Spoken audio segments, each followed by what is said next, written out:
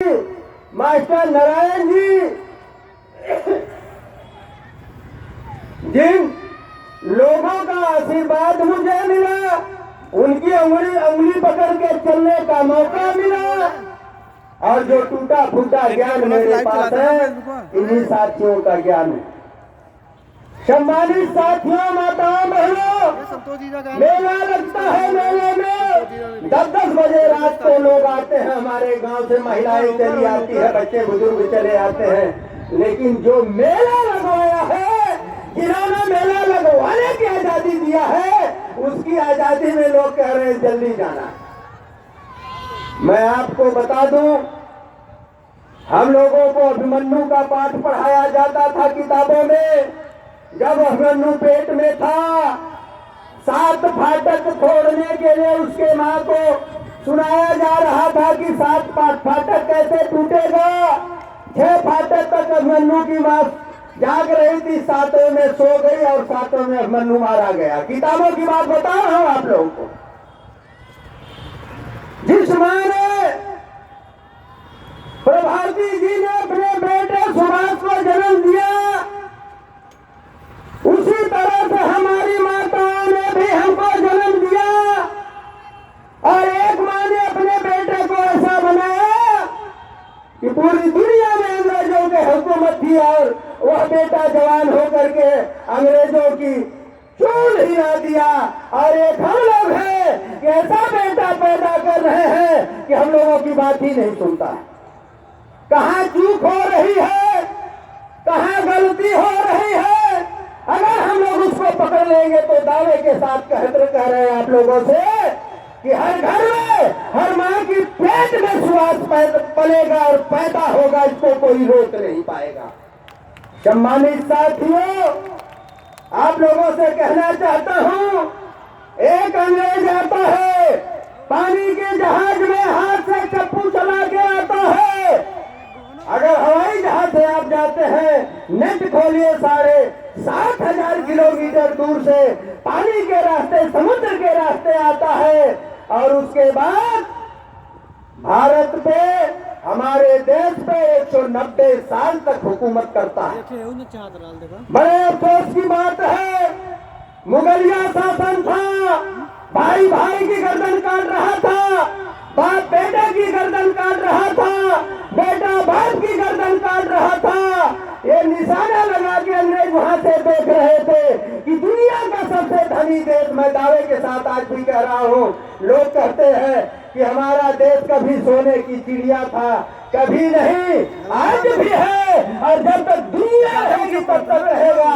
क्योंकि इंसान को जिंदा रखने के लिए एक रत्न है, वो है अनाज, और अनाज दुनिया में सबसे ज्यादा भारत में पैदा होता है, चाहे जमीन के अंदर हो, चाहे जमीन के बाहर हो। सम्मानित साथियों, अंग्रेज आए, अंग्रेज देश में कब्जा किए।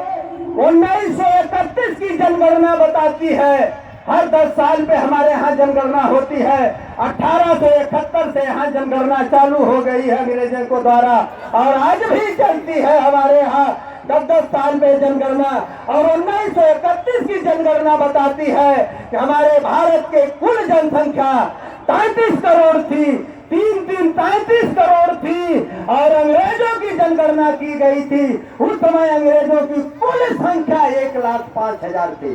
कब? 1931 में। 1947 में देश आजाद होता है, और 1931 तक इस देश में अंग्रेजों की संख्या मात्र 1,05,000 थी। दावे के साथ कहता हूं, अगर ईमानदारी से अपना हाथ अंग्रेजों के ऊपर रख दिए होते तो बेईमान रसातल चले गए होते। लेकिन हमारे देश के लोग, जो खून में गड़बड़ी है, उस गड़बड़ी को ठीक करना पड़ेगा। आप लोगों को न्याय करना पड़ेगा। आप लोगों को अपने बच्चे को ईमानदार बनाना पड़ेगा। आप लोगों को अपने बच्चे को सच बोलना सिखाना पड़ेगा। वो पढ़ पावे या न पढ़ पावे, वह मैं आप लोगों को बता रहा हूं कि पढ़ेगा कहां से।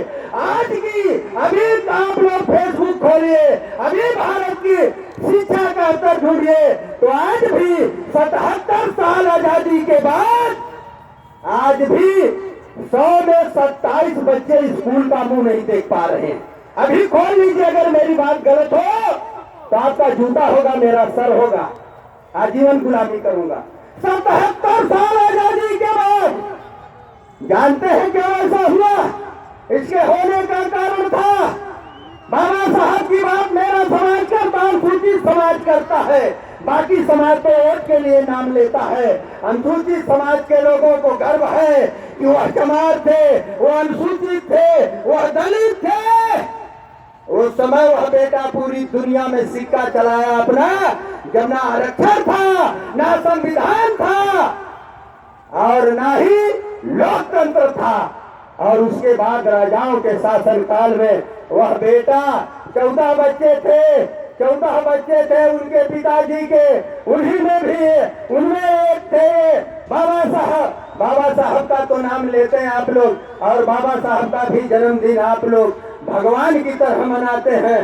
भगवान जिस दिन मांगना शुरू कर देगा, देवी देवता जिस दिन मांगना शुरू कर देंगे, तो उनकी भी सेवा आप लोग बंद कर देंगे। मैं आप लोगों से बताना चाहता हूं, अंग्रेजों ने जितना अत्याचार किया, सुभाष बाबू के बाबूजी बैरिस्टर थे, भारत के बड़े बैरिस्टर थे, छोटे मोटे व्यक्ति नहीं थे। आज जो बेईमान बैठे हैं कलेक्टर, बेईमान बैठा है एसडीएम, बेईमान बैठा है सारा कुर्बा तो प्रशासन का है। और वह डिग्री तब लंदन मिला करती थी। दुनिया के चौथे नंबर के कलेक्टर थे, आईसीएस थे। 1919 में 19 मार्च 1919 को एक